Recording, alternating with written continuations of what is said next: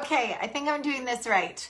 Facebook, I'm not as strong on going on live as I am Instagram, but Facebook, gotta love it. It has way better groups to build than Instagram does.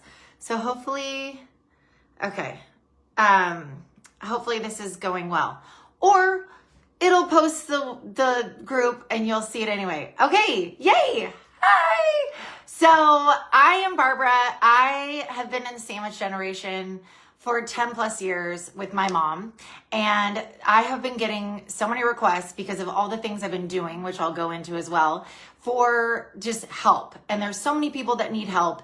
And I thought that a Facebook group would hit many people on a larger scale. And so I thought once a week, I wanted to show up, I want to go live, I wanted to connect and also have people send in questions of what's going on for you and how I can help you. So my mom is 90, she just turned 90, and my husband Brian and I moved her in with us almost 2 years ago, be 2 years ago in January. She does have Alzheimer's, but this is for anyone, because I know when I say Alzheimer's, people are like, oh, is it only Alzheimer's? No, it's anyone in the sandwich generation. And sandwich generation is having its heyday. I mean, it is such a buzzword lately on the news, and I love it because it needs more awareness. And it's really anyone that's raising kids of any age, so you could be empty nesters, but you're still helping out your kids in some sort of compassion. And then your parent could be any age, and you could be helping them in any capacity. So that is us sandwiched in the middle of adult children or children of any age and our aging parents. So it really is appropriately named. We are being squashed at times. We are being just having to deal with both sides, which is a lot. And when I started entering it, I didn't even know the term when I started entering it for my mom. And I love that it's become more of a term. And it's so funny when I talk about it, people are like, did you come up with the sandwich generation? I'm like, no, it is a term. I just use it, and I use it a lot. And it is an overwhelming chapter of our life. It's one of those, if you don't know, you don't know. And it's kind of like parenting again, but this total role reversal. And every situation is unique, where you might be tiptoeing in, starting helping your parents paying their bills or taking them to medical appointments, or you might be coming in hot because your parent has fallen, or you've noticed that they're not being upkept and they're not showering, or their clothes are dirty, or their fridge has outdated food.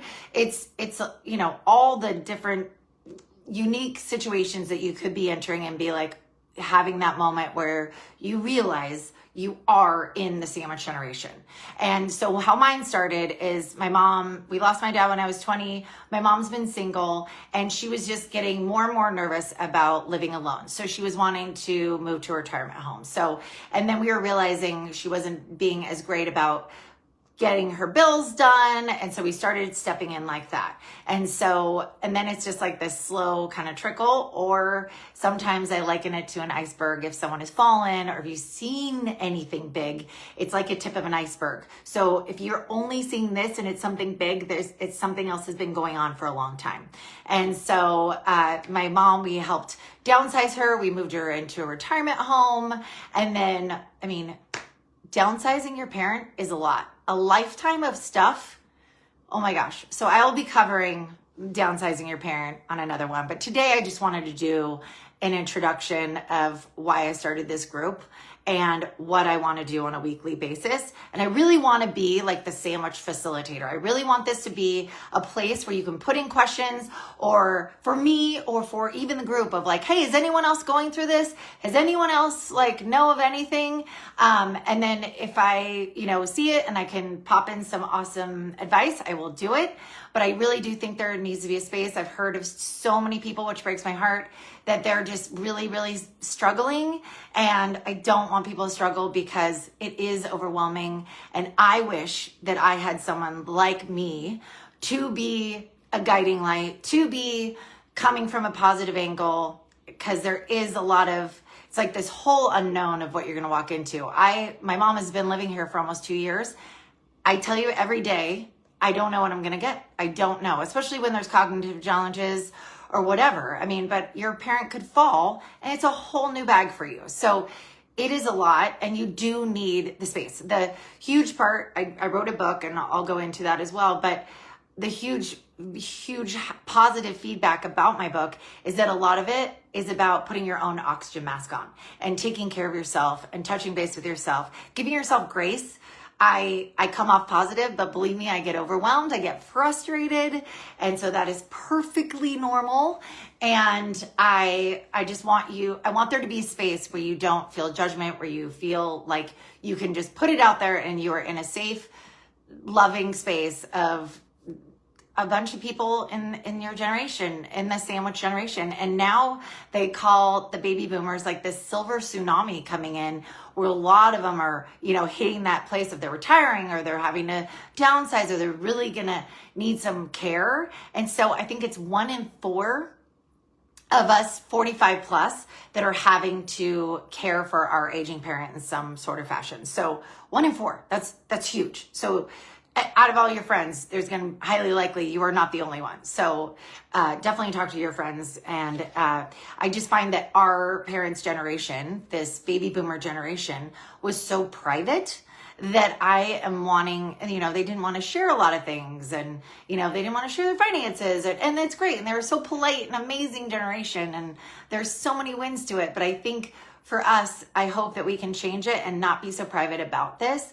And I feel like when you get into trouble, when you feel like you're drowning, is when you're not talking or kind of letting out the frustrations or the overwhelm when you are in the situation of having to navigate helping your parents and balance the rest of your life. I mean, on a daily basis, I'm very lucky. I get to work from home. I have my youngest is 11, so I'm not like dealing with little ones, but there's still a lot. And my mom, bless her heart, I'm so lucky in so many ways, but it's a lot. It's a lot to balance all the things. And so I'm here with tips and tools of how to do that all. But number 1, giving yourself grace and not being alone in this, and never feeling alone, because I feel like when you feel alone and you feel like you're the only one, then you isolate and then you just start burying yourself and then you're drowning. So no drowning here. We are here as a community. That is my number 1 goal. And when you get signs from all these different places in your life, and I just kept getting signs, and I've been wanting to start this group for a long time. And again, I'm playing with the time. It was going to be 10 a.m. and then I realized I had to get my mom to her class, and I was like, what did I do? I don't know. I was so excited that I just threw out a time. And then today I was like, okay, it's going to be 12:30. So I will find the sweet spot. Mondays might be hard, but I always like to be the fun on Monday. I mean, look, I'm wearing yellow. Like, this is like bringing fun, fashion bright color fun. But I want to pick a day that works for everyone. Maybe it's Wednesday. I don't know. But I just wanted to get out there and do this, because even if you're not live, you can watch this. And my huge goal in life is to positively affect people on a massive scale. And this, in the sandwich generation, just happens to be the world that I get to dance in and serve in. So, yay! Here I am. Okay. And I really believe that it's not unless you've both lost both of your parents, it's not if you're going to be in the sandwich generation. It is when one of my dear friends who was like, I can't wait to see you on live today. She was like listening to all these things I would say about sandwich generation. And she was and she told me, she goes, yeah, I just hear you talk about it. And then all of a sudden my dad fell and I realized, oh my gosh, I'm in it. And I think that's a lot of how it happens. Like I said before, you come in hot, and it's like, it's just that it's like, here we are, and you don't know how long you'll be in it. Hopefully it's a long time. I always say aging is a privilege. Not everybody gets to do it.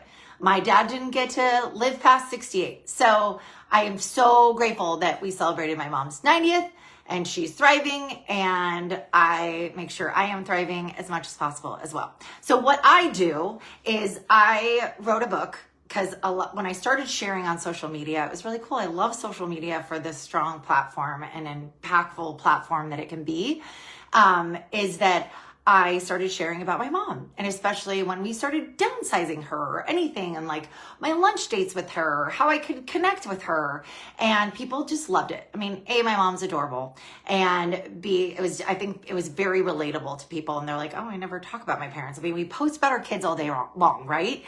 But we don't ever really talk about our parents unless it's like, you know, a picture and then in the background we're like, family dinner.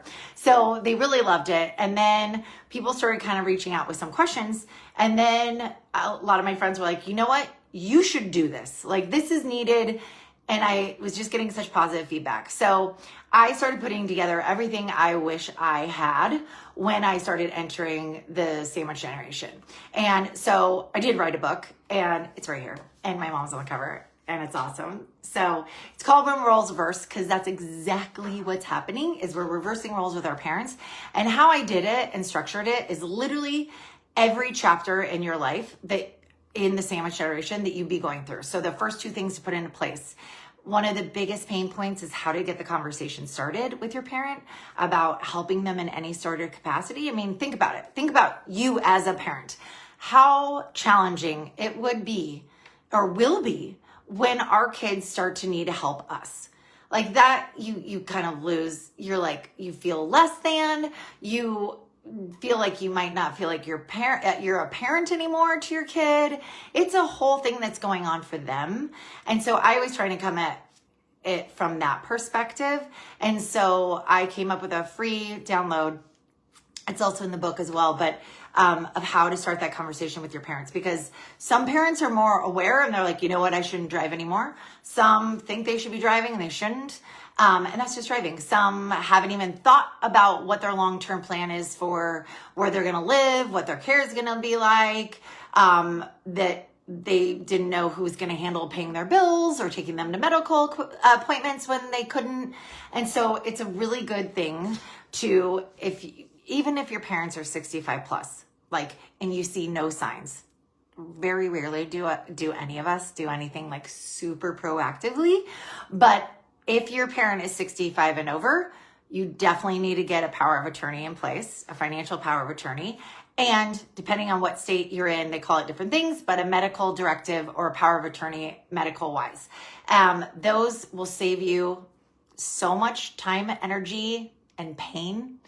I can't even tell you. So you can talk on their behalf with their doctor's appointments and with any financial institutions to be able to support your parents in the best way possible. So those are the first two things that I always tell people to do, because if there is a cognitive issue and you haven't had those things in place, it's going to be a lot more challenging and super hard. And believe me, super frustrating. I know there was one institution that didn't have it for my mom, and I had to ask them a question. It was timely. And they were like, the questions they ask to older people, I'm like, seriously, who came up with these?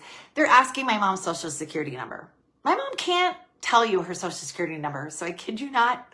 I don't know if I'll get in trouble for this, but I would write it on a piece of paper, like the last 4 digits on a piece of paper, and I would hold it up to her to say for the phone call. Anyway, so I could talk to them.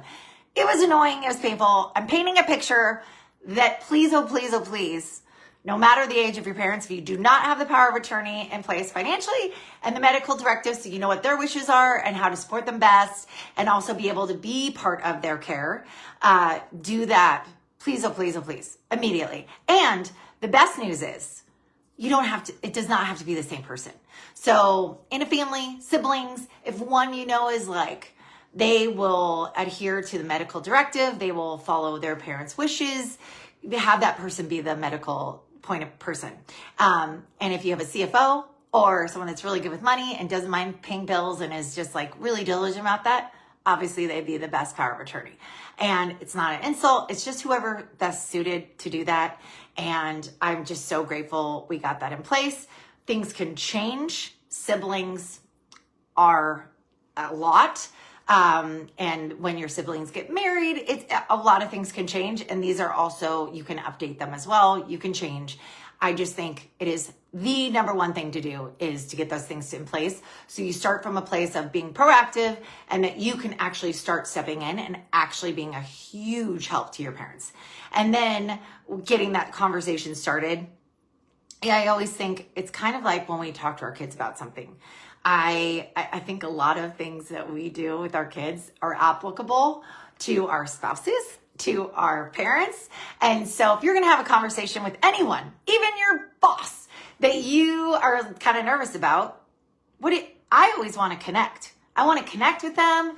I want to and then also after I feel connected with them, so you're not like coming in hot, and so they're comfortable, so they're not in like monkey brain of like, oh my God, they said we need to talk. Oh my gosh. And then they're in fight or flight. That is never a good place to have a conversation. So I always try and connect, and when everybody feels calm, then I always start heart forward. Like, always state my intentions of what I want the outcome to be. Like, and especially with our parents, and I always try and come from the place of like, I love you. I've noticed a couple things, and definitely staying in those I statements. So you're not blaming anything on them of like, you shouldn't be driving. You weren't paying your bills. Nothing of that. Just I. And again, that you really do. The reason why you are wanting to help is because you do care about them, and you're an awesome kid. So high five to that. So high five for anyone wanting to be the better help in the sandwich generation to their parents. Like that, we should pat ourselves on the back and feel like $1 million, because anything in life we're being proactive about and want to be the best to our ability of anything is pretty amazing. So yay to that. And then just coming heart forward and just saying what your intentions are. And again, on Instagram or even here, just DM me and I will send you the link to my free download for the conversation starter, because it really is. I put a lot of time and energy into it. And sorry, my chair was slowly going down, and it just did again. Anyway, but when you're asked a lot of times for the same thing, and then you're like, okay, I just need to make this official and send it to have it so I can send it to anyone that needs it. So I think that's really, really just a good jumping off point. And then they'll feel comfortable. And then it's not like you're only having conversation once. It's just like, I want to help you in the best of my ability. I've noticed a couple of things, or my friend just did this with their parents. That's a great, in anything. Like my friend just started doing this with their kid. My friend did this with their husband. My friend did this with their parents. You can use your friend, just asking for a friend, and start the conversation off like that. Again, after you've connected and coming heart forward. Because when you're heart forward, I'm always good if there's ever anything I'm nervous in, because I'm like, I'm coming from a good place. If I know I'm coming from a good place, I have no nerves. It just has been a life skill. And so confrontation or anything, and we're avoiding confrontation. And your parents know you. They know you better than you know yourself sometimes. And they'll know when you're just wanting to help them and just coming from, I just love it. And it becomes so simple, but it's the things we don't think about. It's that 40-foot view. So when you're in it, you're just like, I have this objective, I got to do this. And I think we should talk about your long-term care plans. Then we start talking like we never talk. And anyway, so it's just getting in that Zen place and just saying, hey, my friend started doing this. I want to start talking about what are your plans? I don't even know. And I just really want to know, in case anything were to happen, how I best support you. And then stop talking and see what they say. It's really so simple. Anyway, I have a lot of those. So whatever one you read and you're like, oh, that one sounds like the best, most comfortable way, that I could come off and say this to them, is awesome. So, I just, those two things I think are the biggest pain points off the bat that I want to start with. And again, I also on here, I want to cover aging well, because I know a lot of us that do have parents with cognitive issues are one of our big stressors personally. I know for me is I don't want to get Alzheimer's. I want to do everything I can to live my life fully and be all there. Right? So everything that I learned, because I'm actively out there looking for how I can avoid a lot of this stuff, and be proactive about it, I want to be sharing. So I'll be sharing aging well tips and self-care, because self-care is number one. That awesome analogy, Brian and I just talked about it in our podcast that was out last week. We have a new one this week. And it's that oxygen mask. When you're in the plane, the stewardess, I need to learn like the hand signals, because they're like, you know, they do the hand signals when they're talking. So it's like your brain is getting what they're saying, what they're doing. I need to learn that. I'm going to learn the oxygen mask dropping from the ceiling, putting it on. But it is so true. If you do not put your own oxygen mask on and take care of yourself, you are of no use to anyone you know and love. It's just not. You'll be drowning. You'll be in overwhelm. You will be in burnout. You will be like, then you'll need help. So doing those little things to have the self-care, to giving yourself grace is the best thing you could do. And I know our parents' generation trickled into ours of sometimes we don't do a lot of self-care because we feel like we're being selfish, all those things. But it is so not selfish. It is selfless, so we can help others. So I'm trying to change that one of please do the thing, find the thing. Is it a walk outside? Is it connecting with others? And connecting with others, people that you talk to, and when you leave a phone conversation or when you see them, you feel 10 times better. You know those people. Is it just taking a really nice long coffee and just really savoring it, looking out the window?